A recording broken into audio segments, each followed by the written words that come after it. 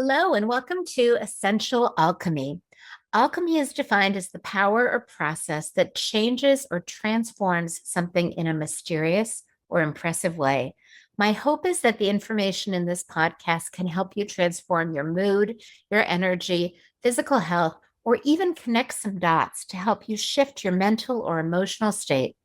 I'm your host, Jodi Cohen, a best-selling author, award-winning journalist, functional practitioner, lifelong learner, and founder of Vibrant Blue Oils, a company that sells proprietary blends of high-quality organic or wild-crafted essential oil remedies designed to help you return to your ideal mental, physical, and emotional state. You can find out more about me and my company at vibrantblueoils.com.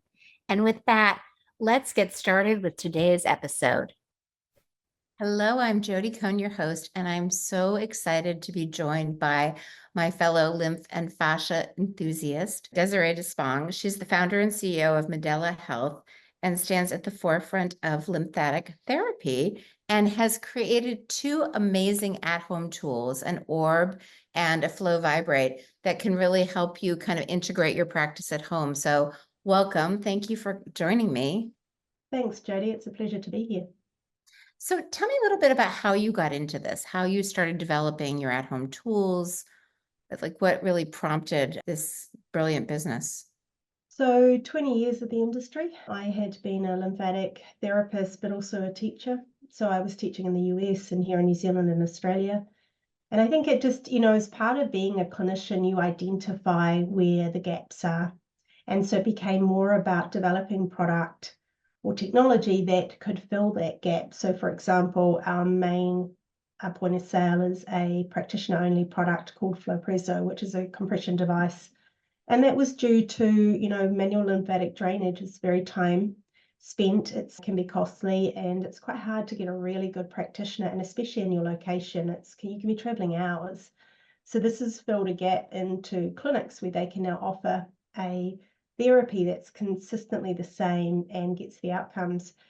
But recognizing that, we also had gaps in our suit. So for example, and for obvious reasons, I can't put compression around your throat.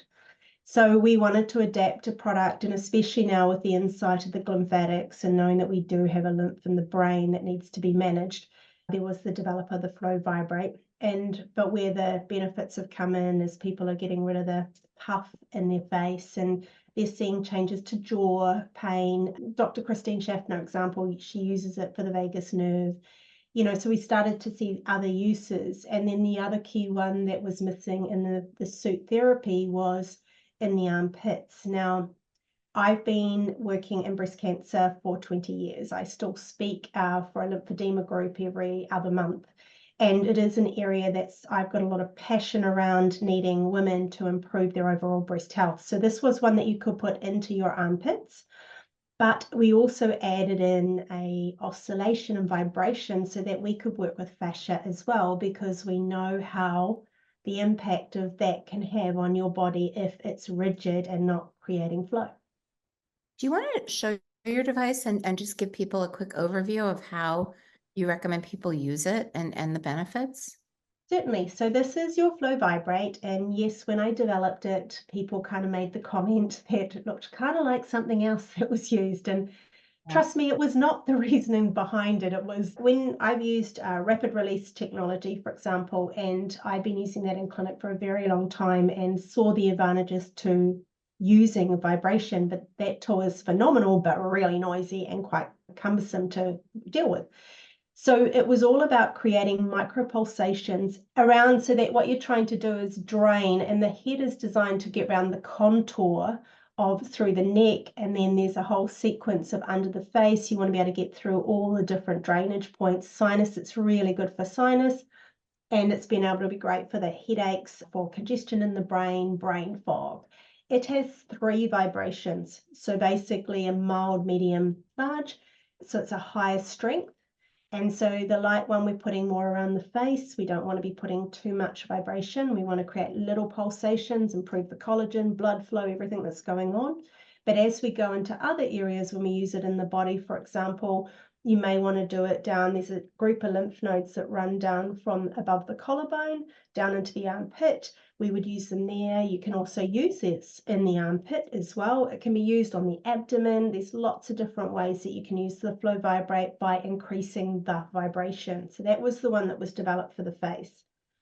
The orb came about my own frustration, A, thinking about the axilla, but B, the pressure points. You know, when you get that point that you just can't get anything through, and most balls are quite large and they're really hard to lie on. So this is only a 7-inch sized ball. So, but I wanted the oscillation because to me, it's about breaking up. Vibration is to create a stimulus. So fantastic for lymphatics and getting fluid moving. So it can be operated very similar, not so much around the face, but in the other areas of the body, like you would the Flow Vibrate. But the Flow Orb is more designed to try and break up fascial scar tissue, because you can either lean on it, so you can get up against the wall and get into that knot in the back of your shoulder. It can be maneuvered up and down, so across the chest wall, so you're just rolling it. Great for releasing the diaphragm. And we have videos up on YouTube on how to do this. And so then, but one of the things, or there's a few things that have come out of this since we've launched it: arthritis. The elderly are noticing a significant change by just holding it in their hands. Where plantar fasciitis, so in the feet, that just rolling it under that bridge of the foot is starting to break up that. And I got to use it firsthand because I achieved to break my ankle not that long ago. And so I got this fasciitis, that's how we say it in New Zealand. I was able to break that up with this pelvic hypertonics, so really tight pelvic areas. We had one of the most amazing feedbacks we've had, and we're subsequently getting more, as a woman of 20 years of incontinence and pelvic pain due to surgeries and having a baby and issues in relating to female stuff. She had used it 20 minutes either side on her sit bones, and then she had just come back to report for the first time that afternoon. She had no issue with her pad, like it was dry, and she had no pain. She's gone on to use it every day for a month and has no pain now and is not incontinent any longer. So that's when we know you're shifting. I'm also a big believer that we sit too much. And of course, we're building up fluid in the pelvic basin and we're building up rigidity in that area. So, you know, to be able to maneuver that abdominal fluid, lower pelvic fluid, can't not have benefits for women and their health and men. So this ball has become quite a hit for us because, and I do believe it's because it's got the oscillation, and it is one of those tools that you go and lean into it, and it's quite strong. Like you can feel the vibration in the floor, for example, but you're just going, oh yeah, oh, that's good. And that's where we're seeing huge results. When I love that you have kind of the 1-2 punch, so to speak, because one of the things that eluded me, you mentioned kind of the lymph under the arm. For me, it was like really tight fascia in the back that was kind of locking the lymph and preventing drainage. So if you can talk a little bit about the interplay between fascia and lymph and how both of these tools, I think this is something everyone needs at home. So there's an old saying, structure equals function, right? For example, if your back is out of alignment, you talk to any osteo or any chiropractor, they'll talk about that the lymph is impeded. And fascia is all about the glide, about the movement, about the fluidity, and those two interplay the lymphatics. So they literally are interlinked. So if the fascia is rigid and there's no movement, the lymphatics isn't going to drain. If the body is so toxic and full of so much fluid, it's creating a real swelling and then pushing against the fascia. It's going to impact on how the fascia again moves. So you know when you're really swollen, it's hard to move. It's putting pressure on the muscle. Your body can't actually maneuver it out. And a lot of people, especially with lower edema.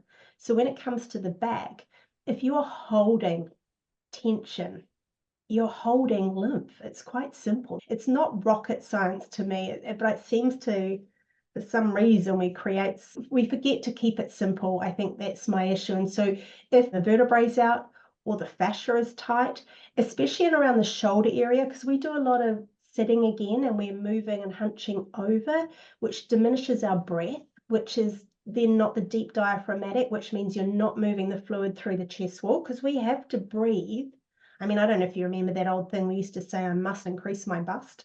like it was, but the technique of doing that was pumping through the chest wall to get the fluid up through, especially through the thoracic duct, but to get the chest wall moving, because breast tissue, especially for female, has no muscle. So you're relying on that movement and breath to be able to get the fluid to move. So if we're more hunched over, we're getting more restriction in our fascia and our back, especially around, there's a group of nodes around the back of the arm called subscapular, and they have an interplay with, when you start getting that real overflow of fluid through here or up in the back of the arms, it's usually because the subscap is so tight and the fluid is now pooling in around those lymph nodes. Yes, I definitely experienced that and noticed a lot of people. Can you walk us through kind of what your recommended ritual is or what you do every day so that when people get this, they kind of have a starting point of like, do you start with the clavicles or how do you advise people to get started? So my thing with Flow Vibrate is my thing is to do it in the morning, because you always, no matter what you try to do, right, you wake up with a bit of puff, right? So for my thing is like my Flow Vibrate's my morning routine. I'm on either a vibration plate or I'm doing something where I'm sitting here and draining. You usually always start left side, because all your lymphatic fluid ends up on the left side. So you obviously go what we call proximal to distal, which means that we want to open up the gateways or open up the dam sites to be able to draw fluid in. So for example, I'd be going from here down my neck into there's a big group of nodes here, but there's one called the jugular digastric, which is kind of the big center point of all drainage. And then you're coming in under the chin, and then you're coming down through the actual, this is hard to do in front of a video, down through the face here, because there's actually a center, there's a group of lymph nodes down through here, so through this quadrant. Now there is a what we call a watershed in the face, which means that this quadrant here comes down through here, the rest drains out. So you saw this is when you're sweeping out, you can come in under the sinuses and the forehead. Now, if you're wanting to go down into the armpits, that's when we're coming through, up through to here, and then into the armpit. And you can actually place it around on those subscap nodes, which is sort of in the crevice at the back of the arm there. So if I show, so this area Oh, is, yeah, that's where I was tight. And what setting do you like it on the lowest setting for the face? And then on you the face one, yes. I tend to go one up to here, and then I would go down into 2 and maybe even 3 into the armpit. It really comes down to one of the most important things about lymphatic drainage is it's not supposed to be hard. It's not supposed to be intense, because it sits just under the skin. 75% of your surface lymphatics is just under the skin. So it's about creating the little micropulsations to get those lymphatic vessels to literally open, close, and pump the fluid through. So it's not about pushing this so hard that it bends on this like this. You're wanting it just to glide, and that will create, but slowly. It's not about 20 times. I'd rather you do 2 really slow techniques, and then that way you get that vibration having its greatest impact under the skin. That's what we recommend with the Flow Vibrate. With the Flow Orb, this can be modified. I wouldn't use it on the face. I think it's a little bit intense for that. But where I would go is, so with the Flow Vibrate, you can start under the clavicle too, because we do have nodes here. But you can just, all you're doing is rolling it under your hand. It's not meant to be high pressure. I don't want it to hurt. I want you to go, oh yeah, because you know what? When you go like that, the body lets go and the fascia lets go. So you start to create momentum faster by, instead of, we're so used to let's get the pain out really hard. I'm like, no, let's create the glide and the movement. So it's all about switching the hands and just creating this rock and roll across the body. And you can come up and just hold in the termini area, so above the collarbone if you want, because we still want to open these pathways. But then we can be rolling up through here, because a lot of people get lots of tension through the pec muscles. We can be just holding it under the armpit, like so. We can be just then placing it around the subscap and leaning. I mean, the great thing is you can do this in front of a TV. Like it doesn't have to be, or you can be reading a book or watching a podcast. Or the good thing about this is you're not having to, like vibration plate. You have to go and stand on it, right? You have to create change. The idea is to create regular daily care for self, because that is the key for any progress in health, is to put time aside for you. But sometimes we're busy. So it's more or less thinking, well, when could I combine that into, just like I clean my teeth every day or I shower, how can I combine this into my day-to-day life? And as I said, there is YouTube videos to watch how to do it, for opening up the abdomen using, sorry, the diaphragm, and then working on the abdomen, because it can be great for unknotting the small intestine, because I find that a lot of people hold their tension there, and if we can release that, we can also use it on the inside of our legs, which is where our inguinal nodes are. And then it can also be great, as I said, for the fascia. So if you're wanting to roll it up and down your calves, if you want to be able to use it on your feet, feels amazing at the base of the feet. And would you let pain, like you mentioned, you hurt your ankle, like if somebody has a sore knee or a twisted ankle, would you let pain be the guide? Like something's tight and discomfortable, like put it there, or? Yeah, so when we first got the prototype, I had a colleague, he had 3 knee surgeries, couldn't get a full range of motion, couldn't crouch right down. And I just had him lay this under the back of the knee, because there's a set of nodes called the popliteal. And we just had it on us to try and break up on the second setting of this. And then I just got him to use the flow vibrate up and around the kneecap, just to see if we could get some momentum. And afterwards, he did it for an hour. Afterwards, he got full range of motion. I have to be honest, it's funny. We went on an Italian vacation to Positano where I did more downstairs than I think I've done in 20 years. My knees were not happy. I started playing with my lymph and fascia oil. I can now do things with my knees that I haven't done in years. So I'm super obsessed with the ball for hip mobility and things like that. This is amazing. I should ask, like, what do you think of combining essential oils or castor oil with your products? And would you do it before, after? How would you do that? I would do it as part of the therapy. So now the Okay. great thing about the Flow Vibrate is you can, well, to a certain degree, submerge it, really wash it. You can Yeah. actually use soapy water and all the rest, because it's silicone. This is silicone as well, but you can't submerge it because there are certain little areas where you can open it up for where the screws are. But as long as you've got a good, wet, clean wipe that you can use afterwards, then definitely combining the two will make a significant difference as far as I'm concerned. But just think of for this one, I would Yeah. only be putting a mild bit on just to get that glide. Yeah. And then I'd put more on afterwards. But this one, you can easily put as much as you want on, because it's easy to clean this, because it's all in one. Amazing.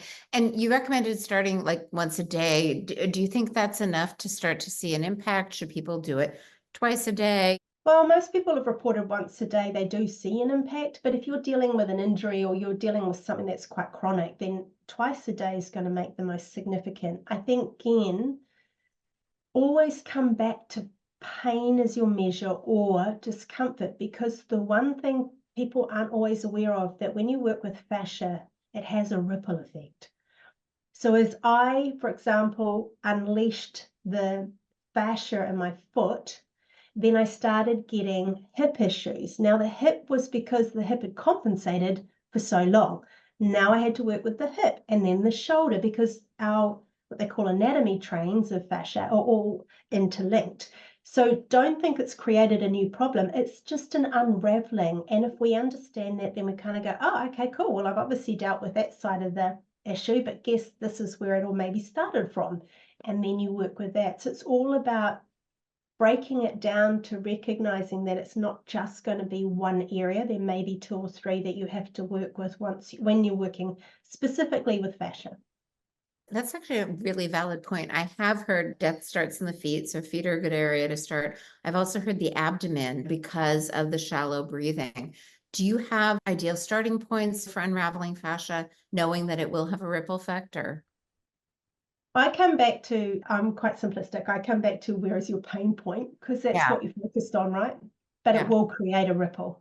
And so for me, it's like, let's ease the pain and then observe where you're feeling the referral from that. So that tells you that's another point that needs to be managed. And so you kind of unwrap it, because the pain point is usually, unless it's been an injury like me breaking my ankle, The pain point is the end of the trail. So let's work back through what happened, because you find that that can sometimes, because you don't always know how it started. So, I mean, definitely releasing the abdominal area is significant, and the feet will affect the neck when you release fascia. So there is this interrelationship, but because it can get very complicated for at-home users, I personally simplify it and just say go to the pain point, but observe where the ripple's going, because I suggest you do both. No, that's great advice. Is there anything I haven't asked you that you'd like to share? The only thing I would say is that we've seen a significant rise in lymphatic issues in the last 4 to 5 years, more so than normal. I think there's more environmental exposures, and I'm not just talking to the environmental toxins, I'm talking to emotional environmental issues as well. And the one thing that we've learned about lymphatics is that if you don't sleep well, your lymphatic system doesn't work well. If you're in a constant state of stress of some form, so a dysregulated autonomic nervous system where you're feeling like you're always in that little bit of fight flight, then you're never going to get that lymphatic system optimized. So like, for example, using your parasympathetic blend is phenomenal for down regulating that stress reaction, because that's part of improving overall health, is getting back into some sort of equilibrium, not what we did to adapt to what's happened to us over the last few years. And then if we can get our body back going, we're safe, we're okay. I mean, like, get a hug, as many hugs as you can a day. The research on that is phenomenal, and that's what they say about flower presso. It's like I've been wrapped up, loved, and hugged. It's that, the simple processes, learning to breathe differently again, like improving your abdominal breath. All of those things are going to play a massive impact, not only on your overall health and well-being, but if we're looking at lymphatics and fascia specifically, significant. One of the things that you just mentioned was kind of emotional toxins. Do you want to speak to, the issues in the tissues, how emotions get stuck in the fascia and the lymph, and if they're congested, that emotions don't leave and make us feel anxious or overwhelmed? Well, for us that's been in the field with a more of a diverse look at clinical care, and I more mean by that, like we've looked at so in New Zealand, we have this model, the Te Whare Topawha model, which is 4 pillars to your health, which is mind, body, spirit, and whānau.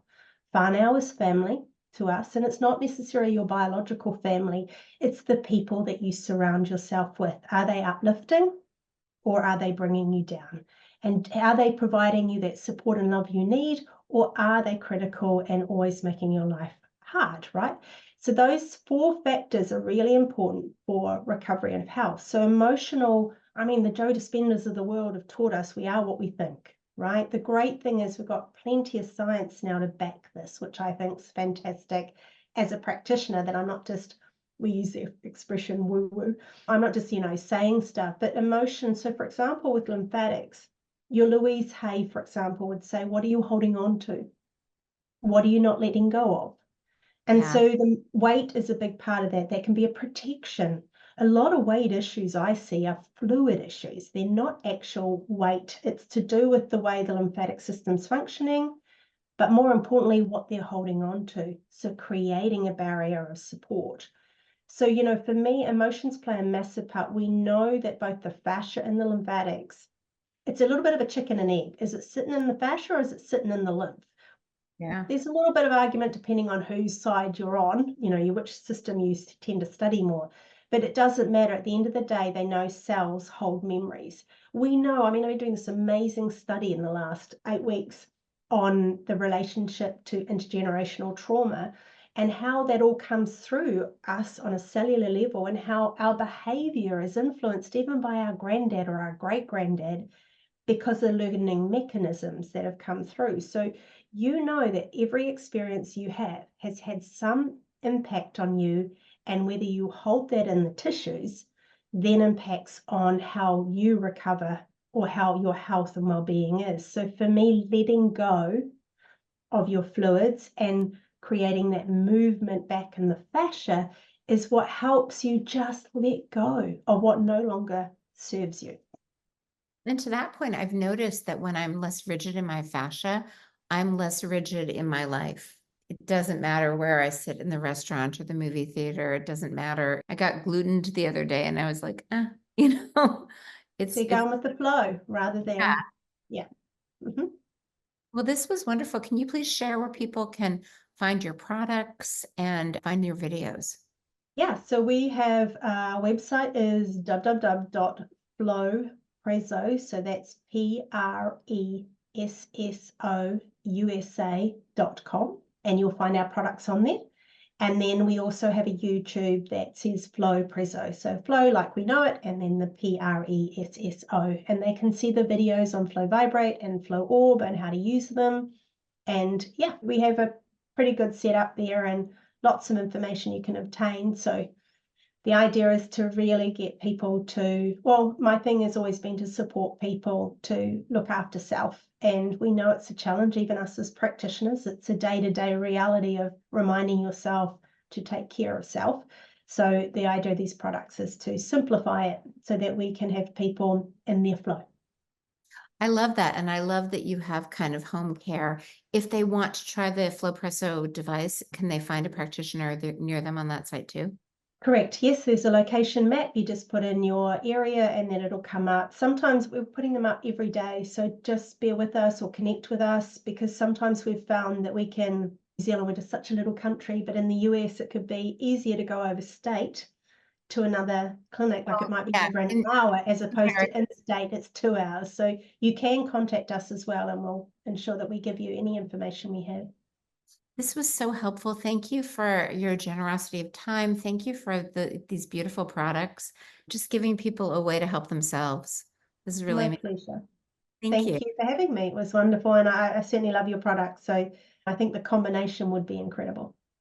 Yeah, I think it's really powerful. And especially, I love that you have both the fascia and the lymph and the home facelift. That's amazing too. We all Thank need that, right? you. At a certain age, yeah, it seems like we do. Thank Thank you so much for listening. I hope this podcast empowered you with some useful information and takeaways.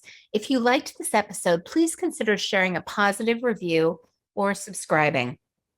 I would also love to offer you my free parasympathetic toolkit as a gift just for listening. It will teach you how to activate the most important nerve in your body to turn on your ability to heal. This free toolkit includes a checklist, a video, and a detailed guide. If this podcast prompted any questions, you can always find answers at my blog at vibrantblueoils.com or my book, Essential Oils to Boost the Brain and Heal the Body. Until next time, wishing you vibrant health.